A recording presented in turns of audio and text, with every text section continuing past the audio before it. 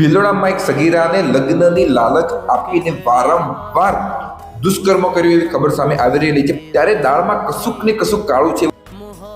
તો 16 વર્ષની છોકરી આટલી બી નાની ના કહેવાય. એને પ્રેમ શું કહેવાય, મોહબ્બત શું કહેવાય, શારીરિક સંબંધ શું કહેવાય, દુષ્કર્મ શું કહેવાય, બળાત્કાર શું કહેવાય, એ બધું તો ખબર એમને પડતો જ હશે. તો પછી કોઈ છોકરો એની મરજી વગર વારંવાર દુષ્કર્મ કેવી રીતના કરી શકે? એટલે છોકરી 100% નિર્દોષ જ છે એવું તો આપણે પણ કહી ના શકીએ. બીજું છોકરાને તો બધી રીતના બદનામ કરવામાં આવે, પણ છોકરીને કોઈ બયાની પણ નથી, છોકરીનો ફોટો નામ એડ્રેસ તો કશું નથી.